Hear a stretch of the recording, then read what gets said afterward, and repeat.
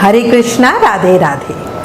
आज इस वीडियो में आपको अनंत चतुर्दशी व्रत कथा सुनाती हूँ। अग्नि पुराण में इस चतुर्दशी तिथि का महत्व, कथा और पूजा विधान बताया गया है। अपनी पिछली वीडियो में आपको पूजा विधि बताई थी। आज इस वीडियो में हम अनंत चतुर्दशी की कथा को सुनेंगे। बहुत ही पावन और फलदायी कथा है।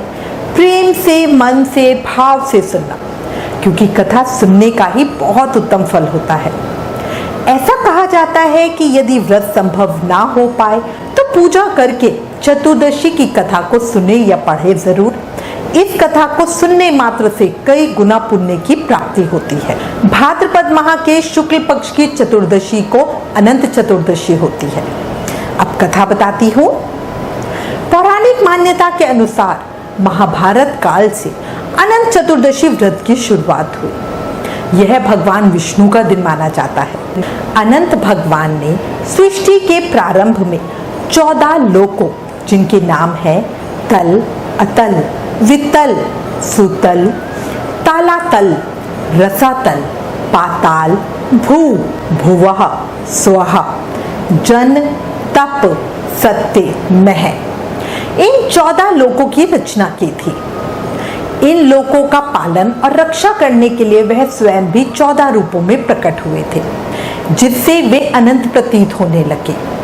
इसलिए अनंत चतुर्दशी का व्रत भगवान विष्णु को प्रसन्न करने और अनंत फल देने वाला माना गया है। अनंत का मतलब है जिसका कोई अंत नहीं। अनंत चतुर्दशी की कथा कुछ इस प्रकार है। जुए में हारने के बाद पांडवों को 12 वर्ष के लिए वनवास भोगना पड़ा। वन में रहते हुए पांडव अनेक कष्ट सहते रहे। एक दिन भगवान श्री कृष्ण से ज्येष्ठ पांडव युधिष्ठिर जी मिलने के लिए आए।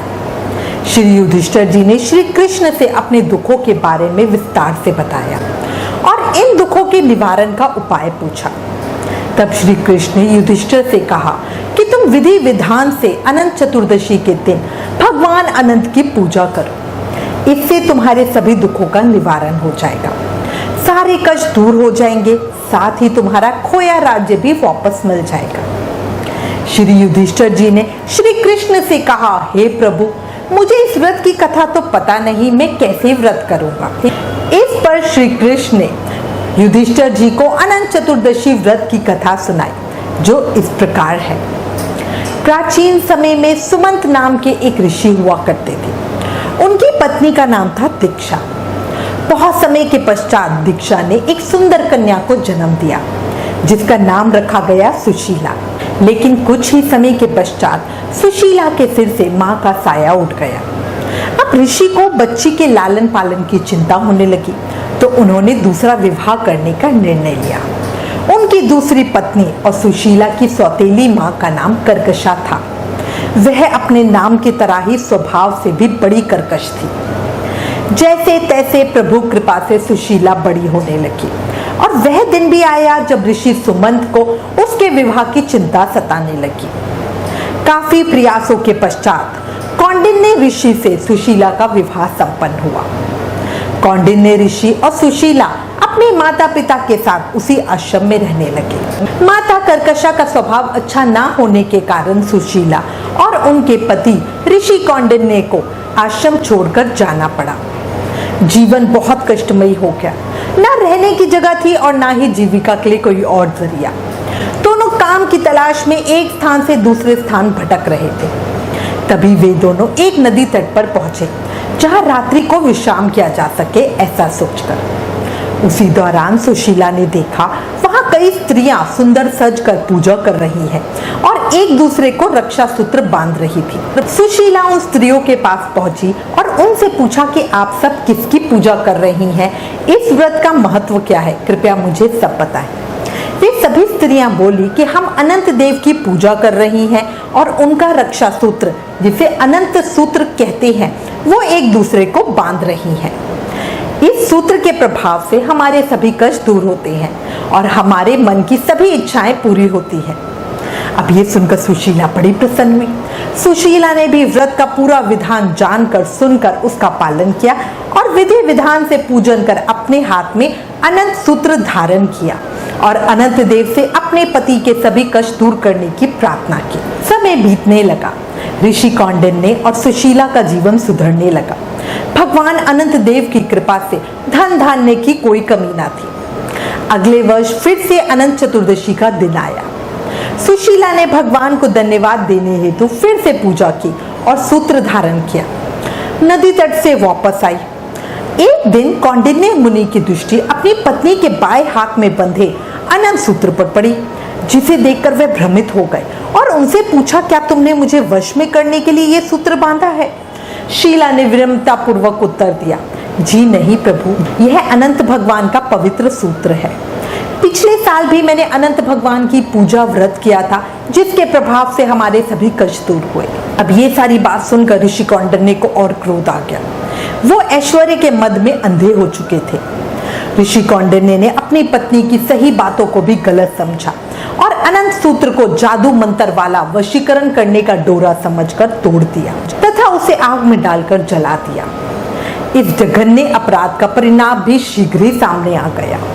उनकी सारी संपत्ति नष्ट हो गई। दीनहीन स्थिति में जीवन यापन करने में विवश हो जाने पर कौंडिन्य ऋषि ने अपने अपराध का प्रायश्चित करने का निर्णय किया। वे अनंत भगवान से क्षमा मांगने हेतु वन में चले गए। उन्हें रास्ते में जो मिलता वे उससे अनंत देव का पता पूछते। बहुत खोजने पर भी कौंडिन्य मुनि को जब अनंत भगवान का साक्षात्कार नहीं हुआ तब वे बहुत निराश हो गए और उन्होंने प्राण त्यागने का निश्चय कर लिया। तभी एक वृद्ध ब्राह्मण ने आकर उन्हें आत्महत्या करने से रोक दिया और एक गुफा में ले जाकर चतुर्भुजधारी भगवान अनंत देव का दर्शन कराया। भगवान ने मुनि से कहा, तुमने जो अनंत सूत्र का तिरस्कार किया था, यह सब उसी का फल है। इसके प्रायश्चित के लिए तुम 14 वर्ष तक निरंतर अनंत व्रत का पालन करो। इस व्रत का अनुष्ठान पूरा हो जाने पर तुम्हारी नष्ट हुई संपत्ति तुम्हें पुनः मिल जाएगी और तुम पहले की तरह सुख समृद्ध हो जाओगे। कौंडिन्य मुनि अनंत भगवान के दर्शन पाकर ही बहुत खुश थे और बड़ी ही खुशी के साथ उन्होंने इस आज्ञा को स्वीकार किया। भगवान अनंत ने आगे कहा, जीव अपने पिछले दुष्कर्मों का फल ही दुर्गति के रूप में भोगता है। मनुष्य जन्म जन्मांतर के पातकों के कारण अनेक कष्ट पाता है। अनंत व्रत के साविधि पालन से सभी पाप नष्ट होते हैं तथा सुख शांति प्राप्त होती है। कौंडिन्य मुनि ने 14 वर्ष तक अनंत व्रत का नियम पूर्वक पालन करके खोई हुई सुख समृद्धि को पुनः प्राप्त किया। भगवान श्री कृष्ण से अनंत चतुर्दशी की कथा सुनकर धर्मराज युधिष्ठिर ने अपने भाइयों तथा द्रौपदी के साथ पूरे विधि विधान से यह व्रत किया तथा अनंत सूत्र धारण किया। अनंत चतुर्दशी व्रत के प्रभाव से पांडव सभी संकटों से मुक्त हो गए, साथ ही महाभारत के युद्ध में विजय हुए तथा चिरकाल तक राज्य करते रहे। अनंत चतुर्दशी व्रत का पालन राजा हरिश्चंद्र ने भी किया था, जिसके बाद उनसे प्रसन्न होकर उन्हें अपना राजपाट वापस मिला। बोला विष्णु भगवान की जय, अनंत भगवान की जय। ओम अनंताय नमः।